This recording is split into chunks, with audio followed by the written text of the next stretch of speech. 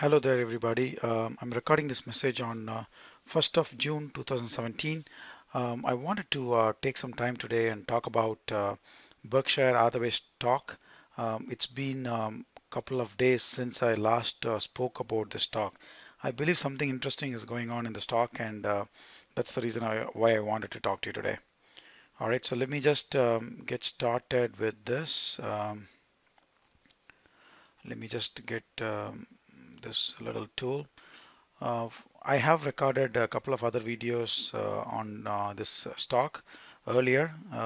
You should be able to locate that within my channel, and if you are interested, you could go back and um, review those videos.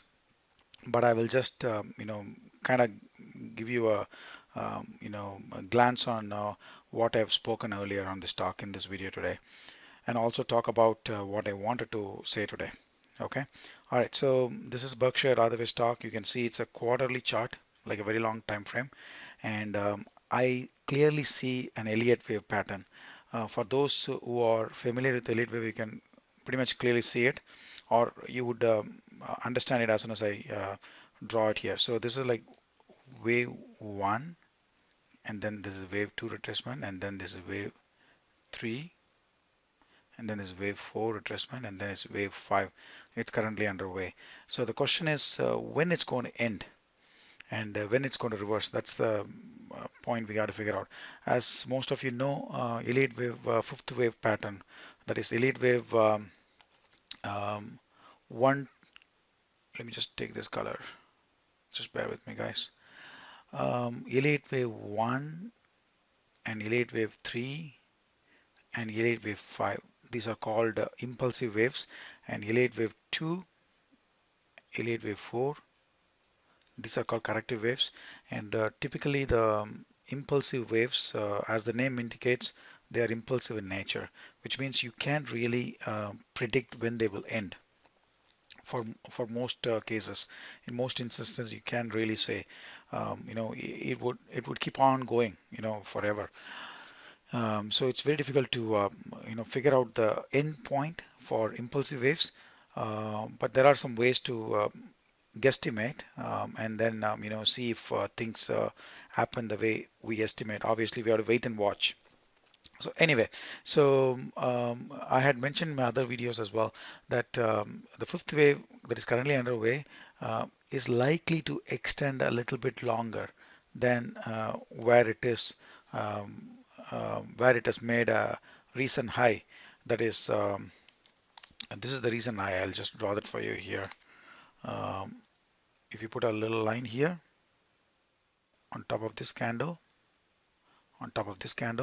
so you can see the I is 177.86. So that was a I that was made like a couple of months ago, I think back in March. Since then, it's been retracing down.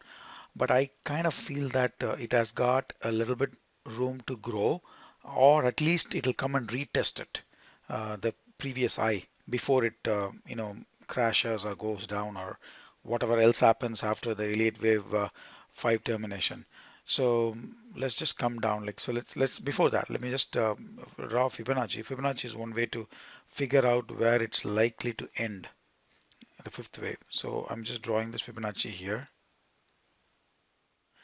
and you can see that 27 extension of Fibonacci is exactly where the price touched and reversed. This what is called shooting star, this particular candle that went, this particular candle right here is called shooting star, and that touched 27% of Fibonacci extension on a quarterly chart, and then it kind of reversed. So it's possible that things can get ugly from here. It could potentially go down like this. But what I am thinking is that it has the potential to go to either 50%, which will be like near $200, actually 192 or something, but near to that level, or at least it could at least go and retest the 180 area right before it comes down on us, or it could potentially be able to even go up a little bit somewhere between 180 and 200. So it's all to be seen. We don't know for a fact. It's all guesstimation here, guys. Now let's just get down to lower level time frame. Now that we have drawn the Fibonacci, let's get down to weekly time frame. So weekly time frame actually looks pretty interesting. Um, when the price went up last time, it touched the 27% extension and it's been actually coming down since then, right? And then it went up, then it came down. Now it's kind of going up. So this is like what last 2 months actually. So what is interesting to me is that things seem to have turned around here actually. So if you put another Fibonacci, I'm just going to take this point and draw Fibonacci like this. So now you can see that the price went up and then it came down and then now it's being supported at this level and it's turning around.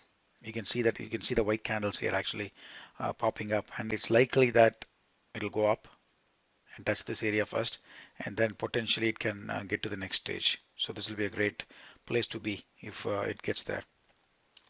So this is obviously, as you can see, it's a weekly chart.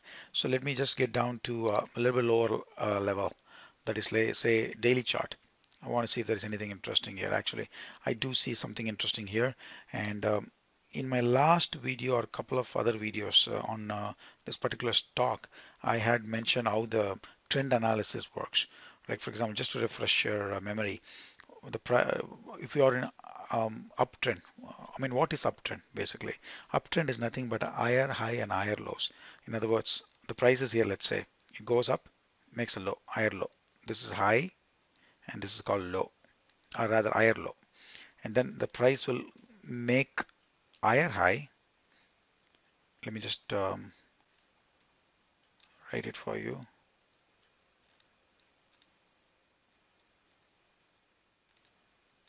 And then it'll make a higher low. So it's called HL. I'm not able to write it here, guys. I apologize. So then makes higher high, makes higher low, makes higher high, makes higher low. So that's basically an uptrend, right? And downtrend is just the opposite. So price makes low, lower high, lower low, lower high, lower low, lower high, lower low, right? So that's low downtrend. So when the trend changes, right? Let's take the lower, the downtrend. It comes down, makes a lower high, makes a lower low, makes a lower high, makes a lower low, then makes a lower high, and then makes a higher low. This is called higher low. This is a very, very critical point. And then the moment it crosses this previous high, that is lower high, then the trend is considered to have been, you know, changed. The trend has been trend has changed rather to the uptrend. In this case, so you can actually use the same scenario here in real time. So the price made a lower low, lower high, lower low, lower high, lower low. It made higher high. It also made higher low. If only it had broken this level earlier, the trend would have changed, but that did not happen actually. Instead, it basically, let me just draw this again. Even though it made a higher low, it made a lower high, and then it also made a lower low. So which means that the downtrend is still in process at this juncture. And now, it's actually, you could make it like this. Let me just, I'm confusing you guys. I understand, I think, because I'm drawing back and forth. So let me just draw this again.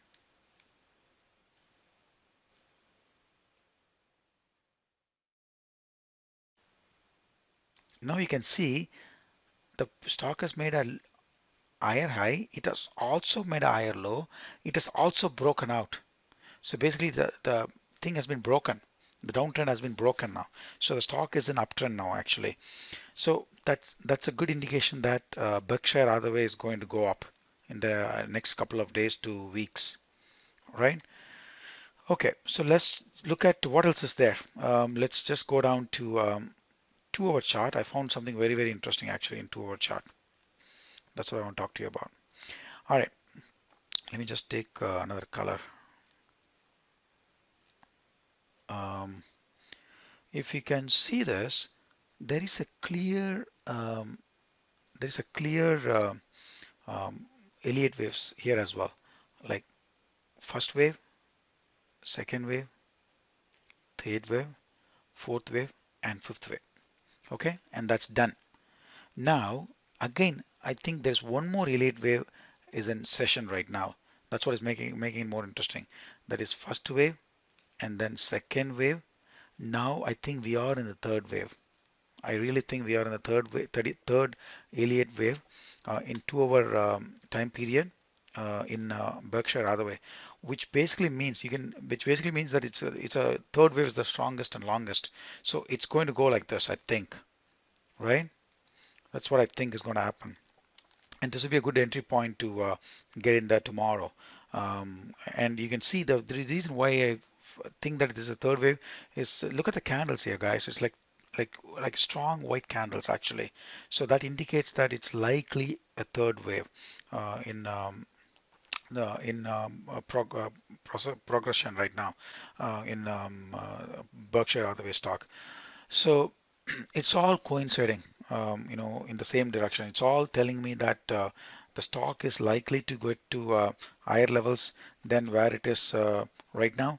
And let me just go back to weekly chart.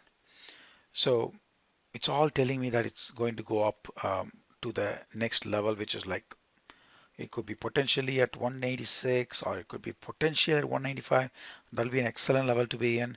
Let's assume that the stock is going to go to, let me just move this just to find out where we are. Okay, so 195 would be the 50% extension for this weekly Fibonacci. And it's quite possible that it can happen. So 195, and that would coincide with my original target from my very first video on this particular stock, where I had said that 195 would be the most likely target, like higher level target for this stock, and after which I would not be interested. I would be wary to be long in the stock 195. So let's see if it happens. It's quite likely possible that it will go up. Worst case scenario, it will make at least it'll come and touch this level, which is, let me just draw this for you. This level, the previous high, which is like somewhere around 178 to 180. At least it should come to that, in my opinion. So let's see, guys. Tomorrow we will clearly see what's going to happen, whether the stock is really rallying or not. There's always a possibility that it wouldn't happen. Tomorrow is going to be non-farm payroll day, which typically means that the stock market will either go up a lot or it'll go down a lot. I'm thinking that it's going to mostly go up a lot because today um, the general market was like rallying amazingly. For example, you are looking at the S&P 500. So this is today's candle. You can see this is absolutely phenomenal move. In fact, this was a very critical level. As you can see, it's a 27% extension on a quarterly chart, I believe. Let me see. Yes, it's a similar Fibonacci that I have drawn in a quarterly chart of S&P 500, and this is a very, very important level, 27%. So a lot of people would have set up sell orders there, thinking that the market is going to reverse there, but then guess what happens? So all the sell orders are taken out and the market has been rallying. So today was absolutely phenomenal day, and hopefully it continues. This kind of tells me that it's possible that the market will go to the next level, which is like somewhere all the way up here. I think 2700, somewhere around that range, 2675 range. So that's a lot of movement to happen. Never know, it could happen. Or it's also possible that the market may go up a little bit somewhere in the middle and then turn around. It's quite possible that way as well. But if this is to happen, that would help Berkshire to achieve its target level, which is like the 190 different levels we have, 188, 192, and potentially the higher end would be 197 or so. Let me also just quickly show you Dow Jones. What is that? Okay, Dow Jones. So Dow Jones, if you see Dow Jones monthly chart, let me just expand this for you so you can clearly see. So 27% extension was already taken out in Dow Jones, and the stock has, I mean, the index has been going up a little bit. So it's possible that it's trying to get to the 50% target, which is like 22,270 area, which is a good news, to indicate that S&P could also follow suit. And if you look at Nasdaq, um, Nasdaq, similarly, it has crossed 27% a while ago, a couple of months ago, and now it's kind of in the middle between 27 and 50% extension. So if it's going to get to this level, 6,600, then it means that I mean, all stocks typically would go up. Same thing goes for Berkshire Hathaway as well. So it all indicates to be a good situation, and tomorrow we'll know. I mean, non-farm payroll, I really think, and it should, actually move the market a little bit to the higher end. On the other hand, if it is going to, crash, like basically going to come down, then that's a different story. We have to wait and watch. All right.